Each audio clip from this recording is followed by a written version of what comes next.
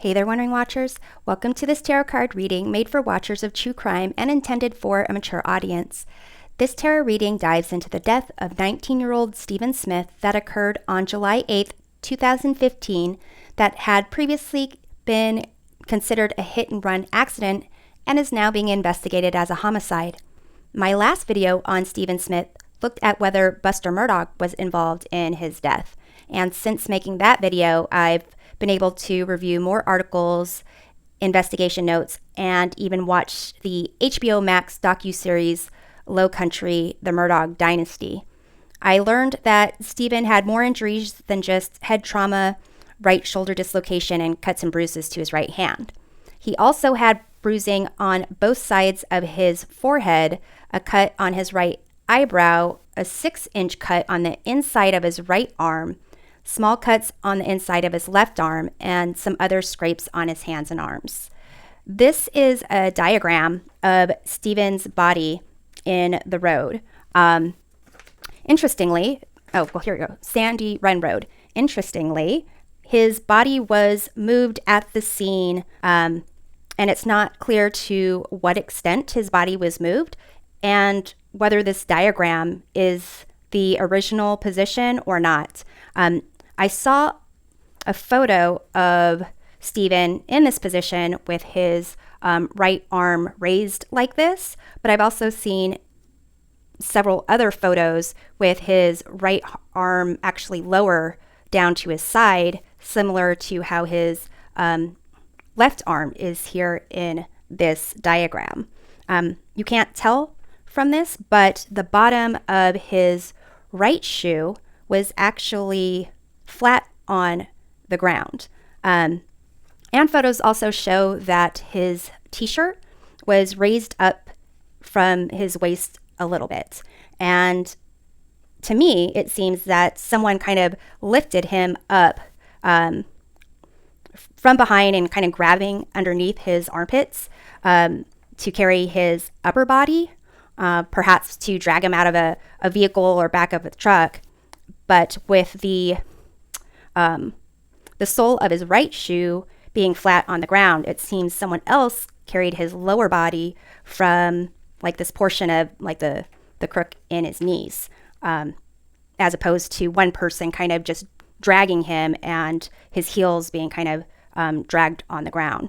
So in that scenario where, two people would be carrying him, then it's possible that even a third person is involved, actually driving the vehicle for a faster getaway. So basically in this reading, I kind of want to explore the events surrounding Stephen's murder. I'm going to be using Kipper cards to, set up the reading, and I will also be using tarot cards to clarify. So what I'm doing is I'm looking for this coffin card, and I'm going to be using this as the center, and I'm going to pull out 8 other cards from this Kipper deck to see what's kind of surrounding. Okay. Once I put out the cards, I'll go ahead and identify their different positions and go through the meanings.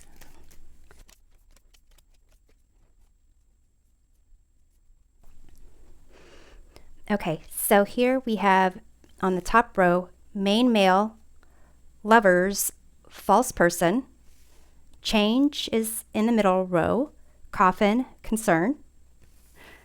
The bottom row, great fortune, main female, and house.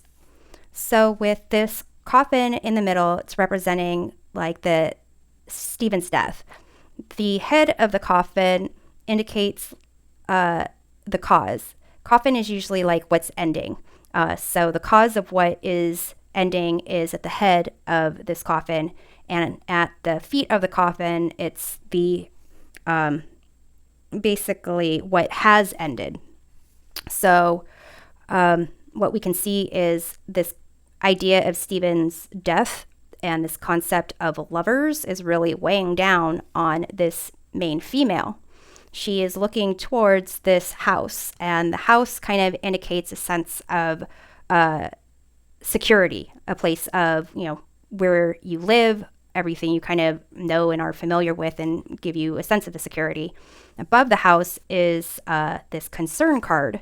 This is kind of indicates depression, feelings of just like, oh gosh, like, what do I do? Like, desperately trying to figure out what to do.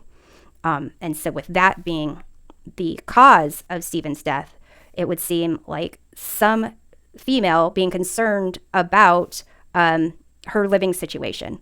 She wants this great fortune, which is behind her. And so that makes it something that is more difficult for her to get. Possibly she thinks so, focusing on having a secure home is, easier of kind of going out on her own and trying to figure out what this great fortune is. Above this concern with this false person kind of indicates someone is hiding something. And what is behind the fan, kind of like being hidden, is this concept of lovers. Next to the lovers cards, you have the main male. So the main male and the main female, they are typically, considered partners, boyfriend, girlfriend, engaged, married. But here they have not only do they have their backs to each other, they're not really even seeing things on the same level. So here, this main male is kind of like jumping, almost like wanting to leave this scene entirely. What's behind the main male then is this lovers and the false person card. It indicates some type of deception and difficulty loving. You have below him this change card. Now this could be a physical change, this could be an emotional change, it could be also a change of this person's affections going to someone else.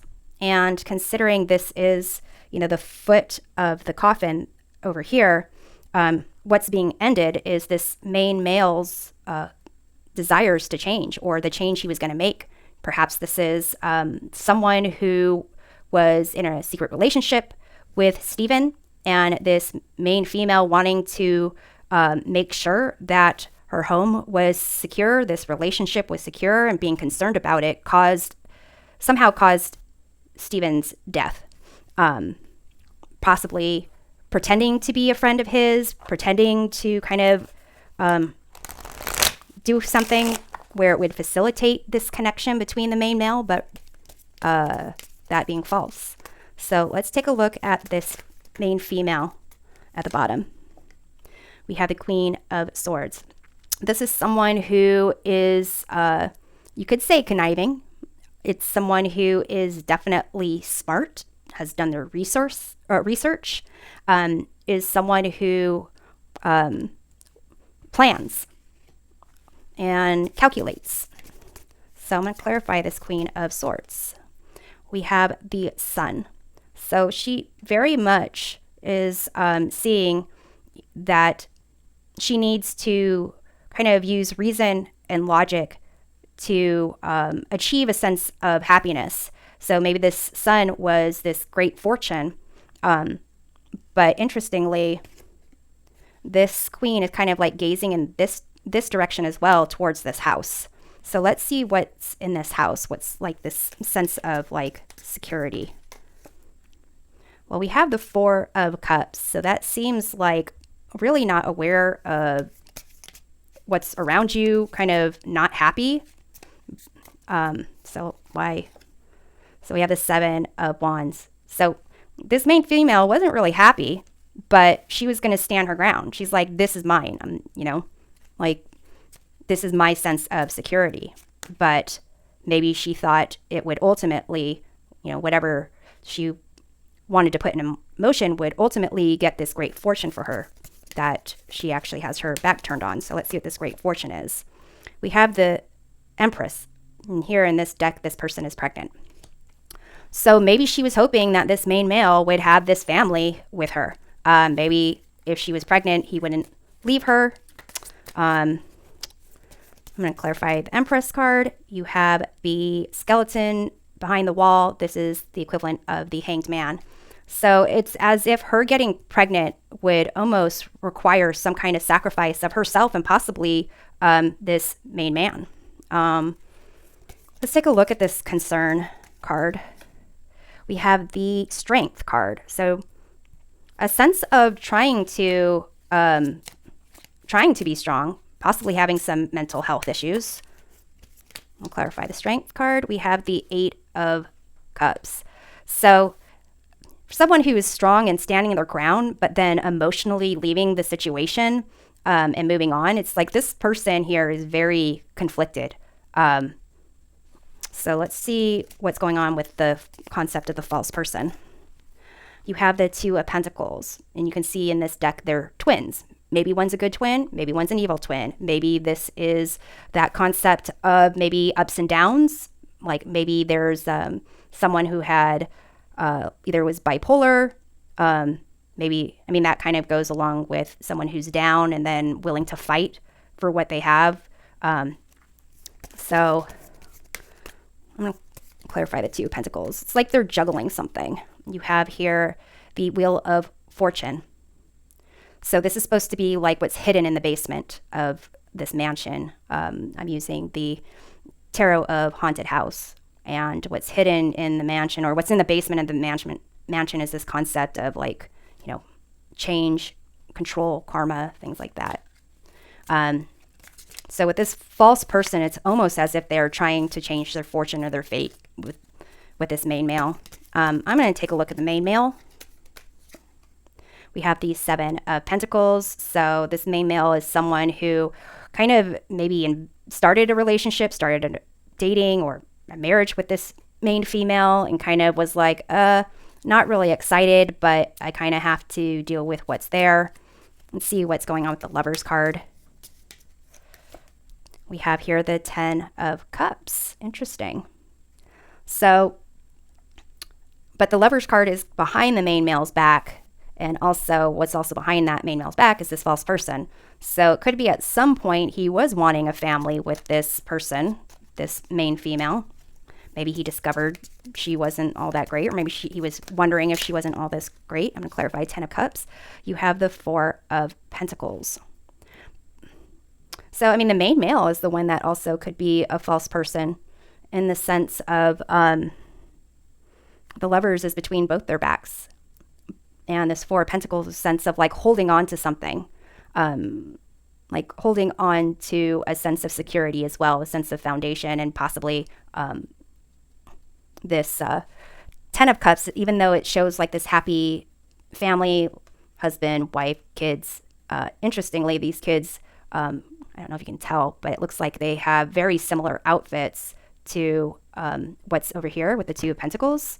It looks like 2 girls in a black sweater and like a pink skirt. And over here, you've got black skirt and like a pink, well, you got a black sweater as well, but underneath the sweater is like a pink top. And it looks like they both have like the same kind of haircut and like this headband. So it's interesting. Okay. All right. So here, 10 of Pentacles. Yeah. So the 2 of Pentacles and the 10 of Cups, and you've got these 2 twin kids.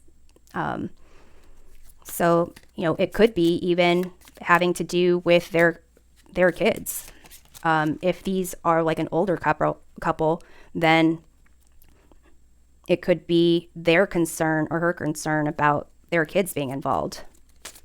But it does seem like something is going on with this main male. So let's see what the change is for the main male.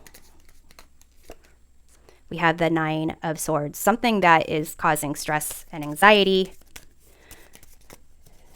And you've got the 5 of Swords. This is a sense of cruelty, winning at all costs, not walking away from a lose-lose situation.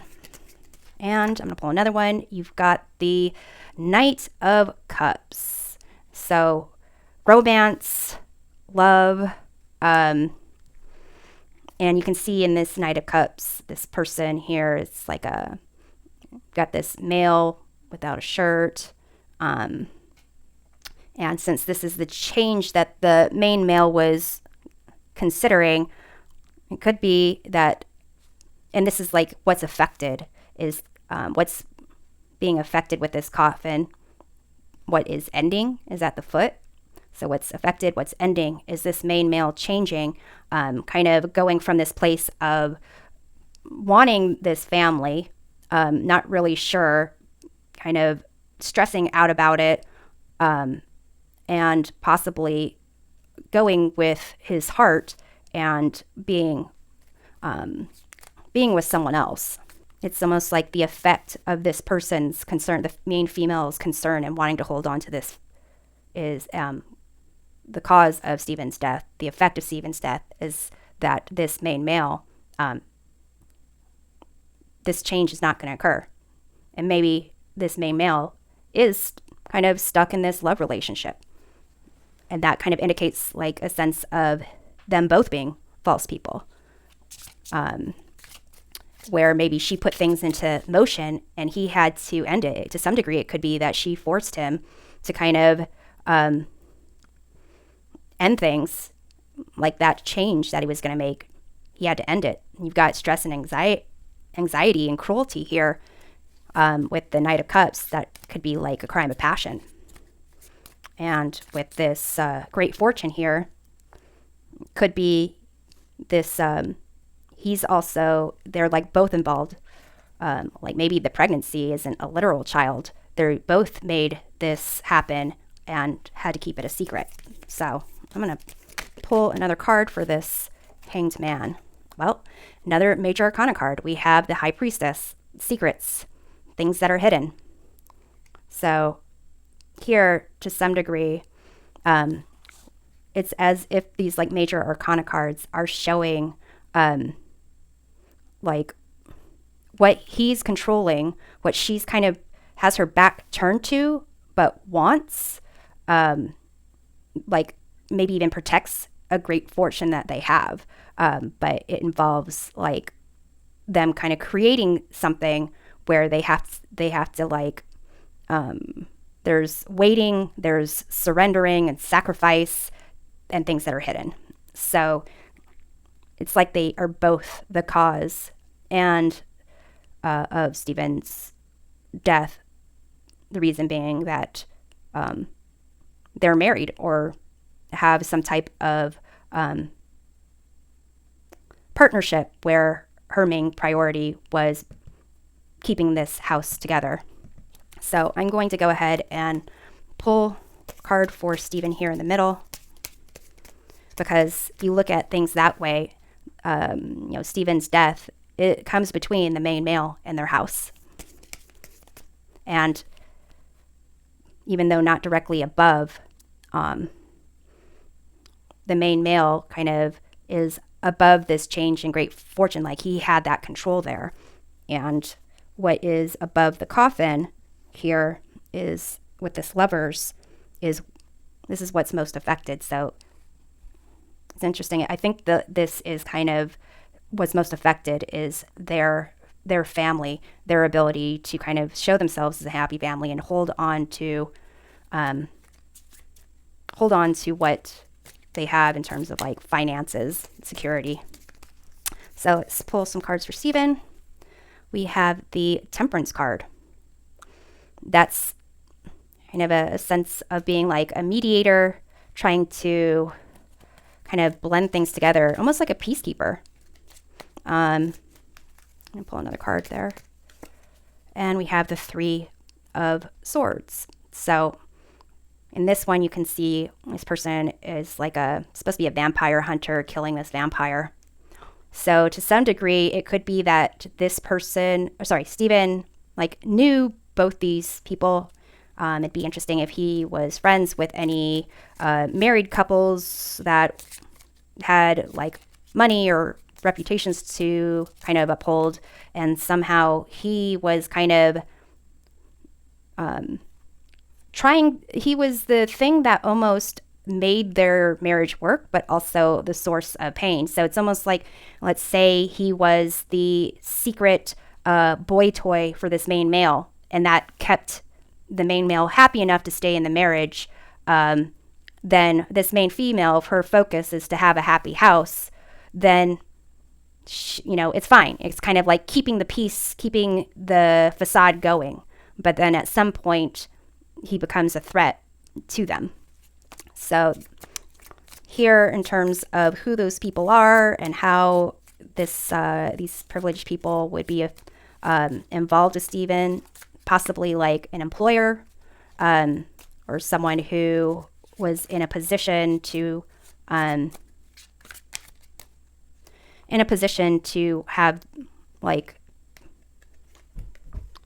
where whatever communications they would have would be confidential, like the things you tell, like this is supposed to be a bartender. So the things that you tell your bartender is not necessarily confidential, but in the moment, it's something that you willingly disclose, and you kind of disclose a lot of information. And that bartender is kind of, taking that, and who knows what they're doing with it. But maybe when you sober up and you realize what the bartender knows, you go after the bartender and, take them out. So this is what I have for now. We'll see you next time. Until then, stay on your toes and take care.